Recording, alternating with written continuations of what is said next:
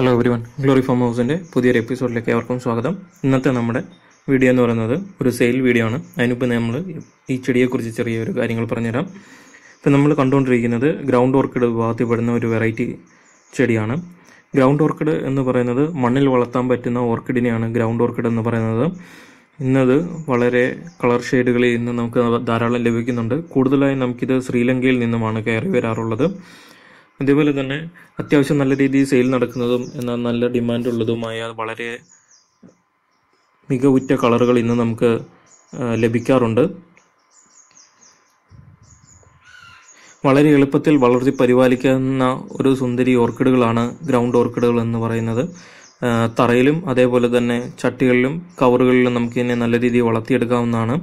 ഇപ്പോൾ ground orchid നടുന്നതിൻ്റെ വിധത്തെക്കുറിച്ചുള്ള detail ആയിട്ടുള്ളൊരു video ഞങ്ങൾ പണ്ട് ചെയ്തിട്ടുണ്ട്. അപ്പോൾ ആ വീഡിയോ ഇതിൻ്റെ ഏറ്റവും ലാസ്റ്റിലും കാർഡിലും ഞങ്ങൾ കൊടുത്തിട്ടുണ്ട്. അപ്പോൾ അതുകൂടി കാണാൻ ശ്രദ്ധിക്കുക. ഇപ്പം നമ്മൾ ഈ വീഡിയോയിൽ കാണുന്ന ടൈപ്പിൽ കളറിലുള്ള ആ ഷെയ്ഡിലുള്ള ഗ്രൗണ്ട് ഓർക്കിഡ് ഇപ്പോൾ സെയിലിന് തയ്യാറായിട്ടുണ്ട്.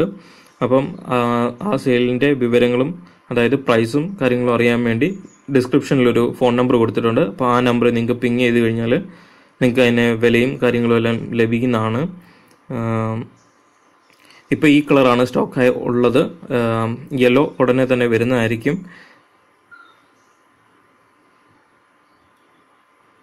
അപ്പോൾ ഇതിൻ്റെ കെയറിൽ പ്രത്യേകം ശ്രദ്ധിക്കേണ്ട ഒരു കാര്യം എന്ന് വെച്ചാൽ നമുക്ക് അത്യാവശ്യം തണലുള്ള സ്ഥലത്ത് വെക്കുവാണെങ്കിൽ നല്ല രീതിയിൽ ഇത് വളരുകയും പൂക്കുകയും ചെയ്യുന്നതാണ്. അതേപോലെ തന്നെ ജൈവവളം ഒത്തിരി കൊടുക്കാതെ നമുക്ക് അത്യാവശ്യം രാസവളം കൊടുത്ത് വളർത്തുവാണെങ്കിൽ മൂട് ചെയ്യൽ നമുക്ക് ഒഴിവാക്കാൻ പറ്റും. അതേപോലെ തന്നെ ഇതിനാണെങ്കിൽ ഇല കരിയുന്നൊരു രോഗം വരും. അപ്പോൾ അത് കുമിൾ രോഗമാണ്. അപ്പോൾ അത് ഒഴിവാക്കാൻ വേണ്ടി നമുക്ക് സ്യൂഡോമോണസ് ചോട്ടിൽ ഒഴിച്ചു കൊടുക്കാവുന്നതാണ്.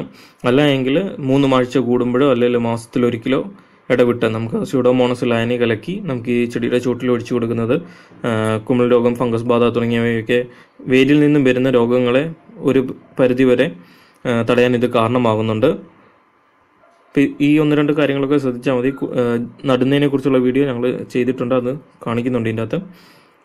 അപ്പം നിങ്ങൾക്ക് താല്പര്യമുള്ളവർക്ക് ഈ നമ്പറിൽ കോൺടാക്റ്റ് ചെയ്യാവുന്നതാണ്.